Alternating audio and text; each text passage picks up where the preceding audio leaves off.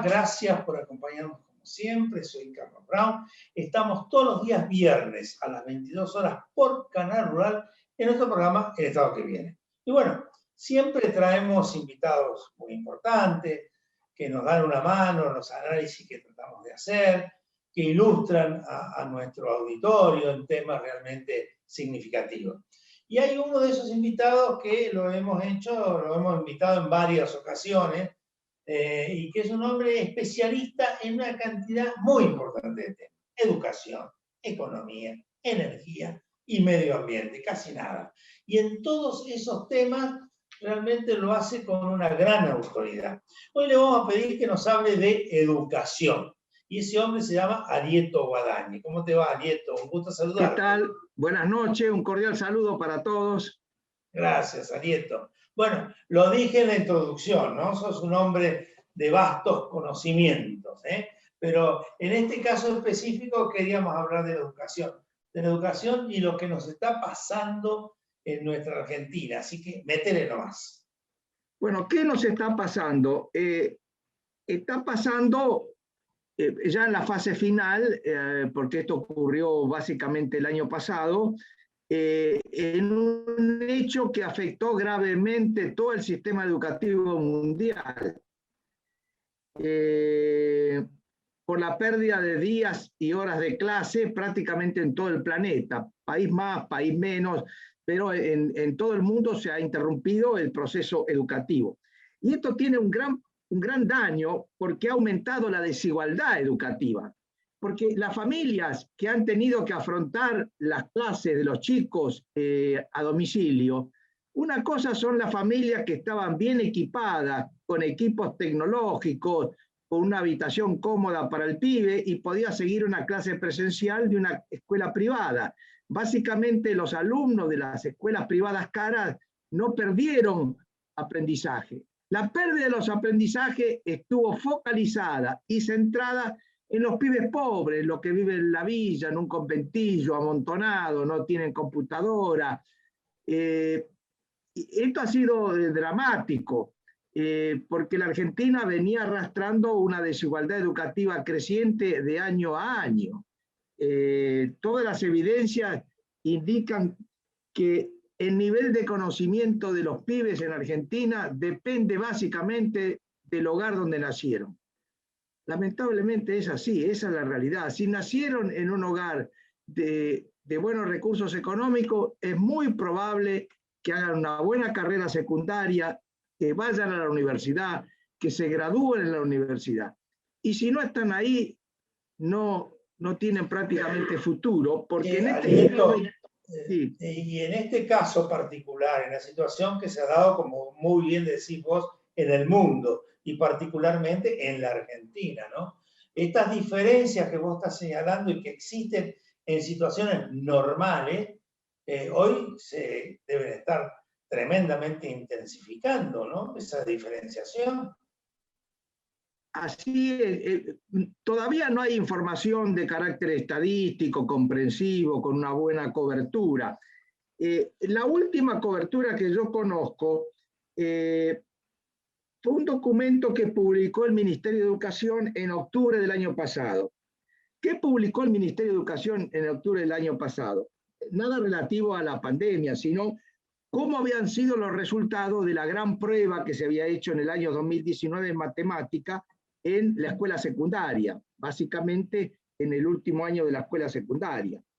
Pensemos que hay 4 millones de pibes en las escuelas secundarias, de los cuales 70% va a estatales y 30% va a privadas. Ahora, ¿qué es lo que dicen los resultados? Los resultados dicen que el 43% de los pibes que van a la escuela secundaria no tienen los conocimientos mínimos básicos de matemáticas. Pero, entre los que van a escuelas estatales, este coeficiente trepa a 57%. Y de los que van a escuelas privadas, este coeficiente cae a 26%. Quiere decir que en todo el país, en todas las localidades del país, los pibes de escuelas privadas saben más que los pibes de escuelas públicas. Esa es la realidad. Puede haber una excepción, pero yo estoy hablando de agregados, ¿no es cierto? Che, Estoy hablando... tremenda brecha, ¿no? La Tremenda brecha brecha. se da en la ciudad de Buenos Aires, en La Matanza, en San Isidro, en Calonia Carolla, en Río Cuarto, en Famaillá, en todos lados. Y la otra diferencia, que acá el Ministerio de Educación hizo un buen trabajo, porque es la primera vez que yo veo este trabajo así, el nivel de ignorancias en los pibes de clase alta es 24%, y el nivel de ignorancia en los pibes de nivel socioeconómico bajo es 64, casi 3 veces más. Entonces, uno no puede tener una sociedad con igualdad de la justicia social, que es un principio del cual se habló mucho en Argentina, impulsada básicamente por Juan Perón, hoy tiene un lenguaje nuevo, que es la escuela. Sin escuela no hay igualdad de oportunidades. ¿Por qué? Porque los empleos que se crean en el siglo XXI son para los educados. Los no educados no van a tener empleo. No van a tener empleo. Cada vez que se produce una transformación tecnológica en una fábrica, en una autopista, con los peajes, por ejemplo, ¿a quién se expulsa? Se expulsa a gente que tiene cierto nivel de conocimiento. ¿Y a quién se le crea trabajo? A los que fabrican los equipos, por lo tanto son los ingenieros y científicos de tecnología avanzada. Ese es el desafío que nosotros enfrentamos, ¿no es cierto? Sí, esto es realmente tremendo, ¿no? Vamos a hacer una cosa, vamos a nuestro primer corte, Alieto, y vamos a profundizar un tema, porque hay distintas categorías de educación, primaria, secundaria, universitaria, y yo quisiera que vos me hagas un análisis sector por sector, sin perjuicio del otro análisis que es escuela pública, escuela privada. Hacemos un corte y sí, volvemos. De acuerdo. Muy bien. Adelante.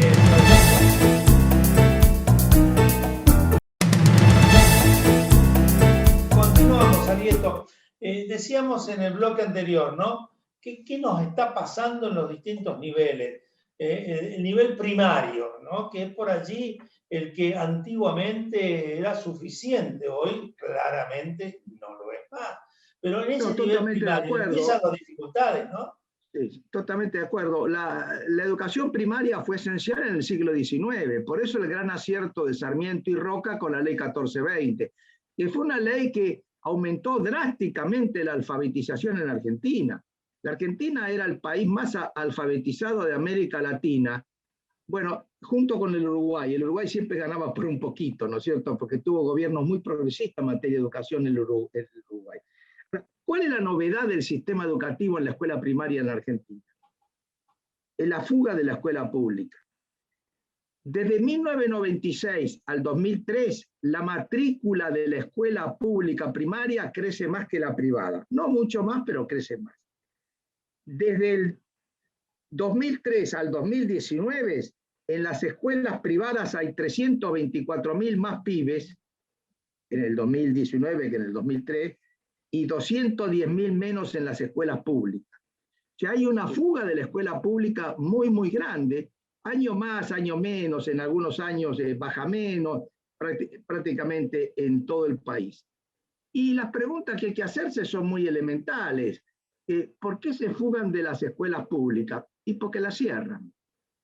Porque hay la técnica de negociación salarial de los gremios docentes prima la idea de cerrar las escuelas. Sí, pero las escuelas que ellos cierran son las escuelas públicas, porque las privadas no las cierran. Entonces, año a año, la gente humilde ve que si el pibe va a una escuela parroquial, tiene clases, y si va a la escuela de la esquina, del barrio, no tiene clases. Y el padre y la madre no se pueden dar el lujo de tener la escuela cerrada, porque trabajan los dos. El padre y la madre trabajan, los pobres trabajan el padre y la madre. Y cuando se les cierra la escuela, se la cierran a ellos. Ahora, permitime una pregunta. Esos 200 y pico de mil pibes que abandonan la escuela primaria, directamente quedan excluidos porque ya sin el conocimiento que da una escuela primaria, no puedo llegar a imaginar qué tipo de empleo pueden llegar a conseguir. No, desde ya. Es cierto que mientras cae, este es el empleo, la matrícula total, ¿no es cierto? Mientras cae la estatal en 210.000, la privada sube en 324.000. O sea, hay un aumento neto de alumnos. Claro, pero ahí aparece una diferenciación en Total, total, sectores. total. Eso en todas las provincias, la provincia de Buenos Aires, todas las provincias ha venido ocurriendo esto. Es una...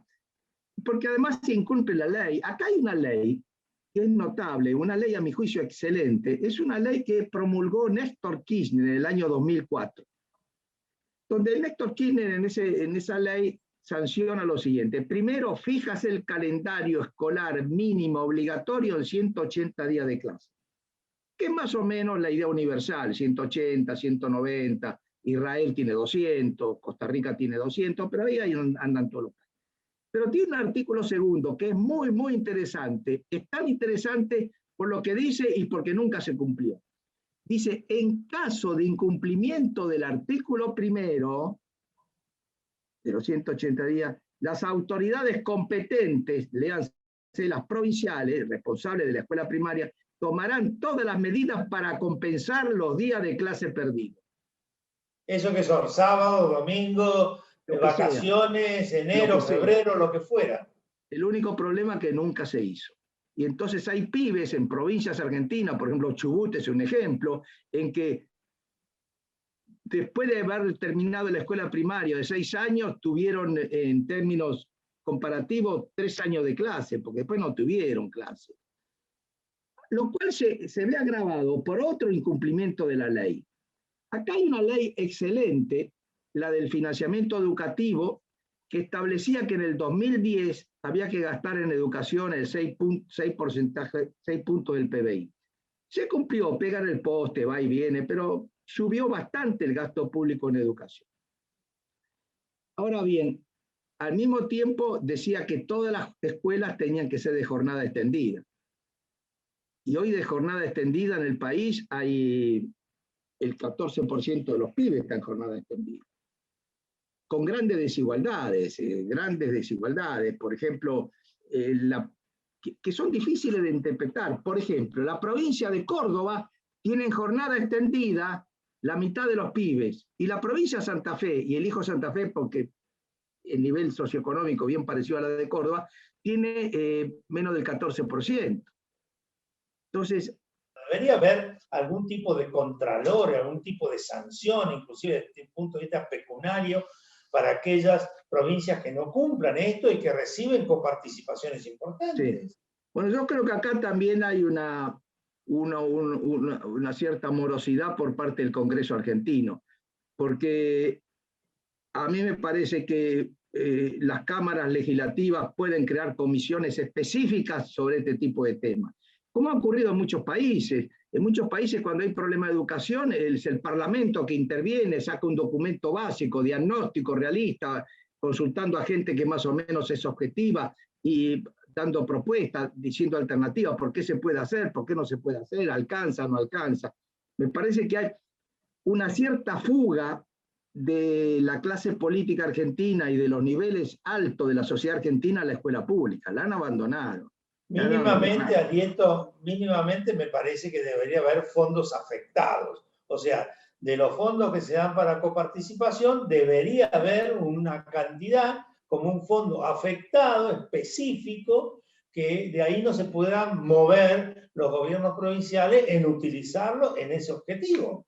No, correcto, correcto. Y además de utilizarlo bien, porque yo dije hace un minuto que el gasto público en educación había aumentado, y es cierto, prácticamente casi se duplicó. Pasó de menos de 3 puntos del PBI a casi 6. Sin embargo, los salarios de los maestros no aumentaron. ¿Qué fue lo que pasó? ¿En qué gastaron la plata los gobiernos de provincia? En cargos docentes. En cargos docentes. En cantidad y no en calidad. Claro, porque hay provincias argentinas donde por cada cargo cada 6 alumnos hay un cargo docente. En Estados Unidos o en Inglaterra hay un cargo docente cada 20 alumnos. En México cada 22, en Chile, en China, en Rusia, o sea, es una cosa increíble. Acá hay provincias, el promedio son 12 o 13 alumnos por cargo docente. Yo no digo docente en el aula, digo cargo docente. Hay que ver dónde está ese cargo, si está en el aula o si está en otro lado, ¿no es cierto? Ese es otro de los problemas graves. El otro de los problemas es la desigualdad de la escuela secundaria. Hagamos una cosa, Arieto, hagamos una cosa. Viene un nuevo corte, un bloque siguiente y analizamos estos temas. Adelante, señor director.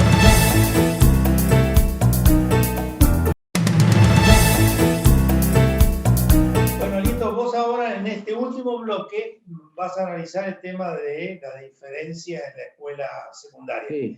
Yo también querría que hagamos un pequeño tiempo para ver qué sucede con todo esto y el trabajo, el mundo del trabajo y las posibilidades de los que salen de esa escuela con esa característica de poder realizarse en la vida laboral. Así que adelante. Bueno, empecemos con la última cuestión, el mundo del trabajo. El INDEC, que trabaja bastante bien, publicó los resultados del mercado laboral del primer trimestre del 2020. Los pibes que no, la gente que trabaja, que no terminó la secundaria, es el 34% del empleo, de la población ocupada, pero de los desocupados el 40%. De los que tienen nivel terciario, que es universitario, y los técnicos, la población ocupada con este nivel de capacitación es el 24%, pero de la desocupación es el 9%. O sea, como vemos, la desocupación se concentra en los no educados. La Universidad Católica tiene cifras muy interesantes sobre la pobreza y nos dice que el grueso de la pobreza se concentra entre los que no terminaron el secundario. Estas cifras son de hace un año, daba una pobreza del 41%. Entre los que terminaron el secundario, el 24% era pobre, pero entre los que no se lo terminaron, era el 56%. Entonces, es clave que la condición necesaria para salir de la pobreza es la educación. Obviamente que hay excepciones. Se dedica al narcotráfico o por ahí es un gran jugador de fútbol, pero estamos hablando de magnitudes de carácter social, públicas, ¿no es cierto?, colectivas. Che, perdón, y esto cada día que pasa va a ser seguramente más exigente, porque los niveles tecnológicos que existen en el mundo hoy en día requieren cada día más educación, más conocimiento. Así que va a ser peor todavía. Así es, y esto es una experiencia universal. Hay países donde, por ejemplo, cierta base electoral se centraba en los no educados, porque eran los que, el caso de Trump, el grueso del apoyo de Trump, del Partido Republicano, era la gente que se veía que perdía los empleos porque no podía afrontar los desafíos tecnológicos del siglo XXI. Y los que estaban más avanzados, que eran los científicos, etcétera, etcétera, estaban en otra actitud. Esto ocurre en varios países. Hay una especie de reclusión hacia economías más cerradas para evitar la competencia internacional. Cuando en realidad en el siglo XXI el que no puede tener alto nivel de educación no podrá competir en el siglo XXI. Por eso es interesante cuál es el nivel de conocimientos en la prueba PISA. La prueba PISA mide el nivel de conocimientos en matemática, nivel de conocimiento de los pibes de 15 años de edad. ¿Quién encabeza la lista? Los asiáticos. Japón, China, Corea, Singapur, Hong Kong van a la cabeza. ¿Dónde está la Argentina? Y esto que le voy a decir es dramático. Dramático por lo que es y por la indiferencia con la cual ha sido asumido por la sociedad. Nosotros ocupamos el lugar 71 sobre 77. ¿Quién está mejor que nosotros? Desde ya todos los europeos, los asiáticos, pero Chile, Uruguay, Costa Rica, Perú, Colombia y Brasil. ¿Quiénes están peor que nosotros? Panamá, República Dominicana y 4 países africanos. Ahí estamos nosotros. Ahí estamos nosotros. Y esto es dramático porque esto define el siglo XXI. Ahora, Alieto, nos quedan pocos minutos, ¿no? ¿Cómo podrías vos, que sos un tipo tan conocedor de estos temas, decir lo que habría que hacer para que esto no nos siga llevando a una situación realmente muy grave para nuestros próximos habitantes y los jóvenes que van a ser grandes dentro de pocos años? Bueno, lo primero que hay que hacer, que es condición necesaria, aunque no suficiente, es cumplir la ley. Hay una ley que dice 180 días. Se cumple. Usted cierra la escuela porque hace huelga, sí, pero tiene que reponer el día de clase. Porque la huelga se la hace al pibe pobre. Entonces, cumplir la ley. No hay que inventar. Segundo, cumplir la ley de jornada extendida. ¿Cómo es posible que Chile tenga en jornada extendida casi todos los pibes? Y que un chico chileno que está en 4º grado ya tuvo más horas de clase que un chico argentino tuvo la primaria. Che, Alieto, ¿y ahora con la pandemia qué? Y se agravó todo.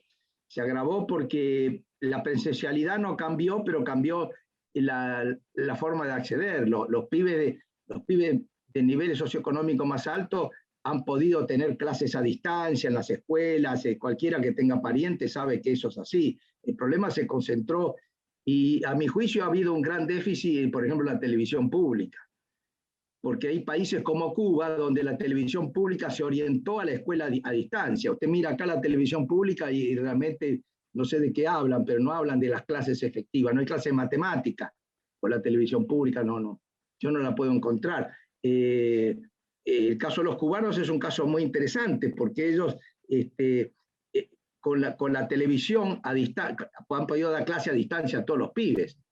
Entonces, porque el acceso a la televisión es más universal que el acceso a los equipos informáticos. Y este era el segundo tema. Y el otro era el cumplimiento de la ley de la educación secundaria. Si la generación del 80 pudo ser obligatoria en la escuela primaria, ¿por qué no podemos hacer obligatoria en la secundaria? ¿Por qué no concentramos la asignación universal por hijo en el cumplimiento de la escolaridad? En Brasil, que inventó este sistema, yo fui testigo siendo embajador, no se llamaba asignación universal por hijo, se llamaba asignación por escuela. Y el pibe, guste o no guste, si un pibe no iba a clase y faltaba de una manera prolongada, no cobraba. Y pues si suena bastante más razonable, ¿no? Bastante más razonable. Pero eso es durísimo. ¿Cómo es un pibe pobre? Al pibe pobre hay que sacarlo de la pobreza con la escuela. Que no cobre 1 y 2 meses, al tercer mes va a ir. Y va a ir a la escuela, que es lo que hay que hacer. Bueno, esas son cosas elementales, cumplir la ley. Cumplir la ley. Después vienen toda la parte de contenidos, actualizaciones, que probablemente haya otra gente que lo pueda expresar con más autoridad que yo. Pero yo digo simplemente los datos básicos, los datos fundamentales, porque el siglo XXI es el siglo del capital humano, y esto no es una frase retórica.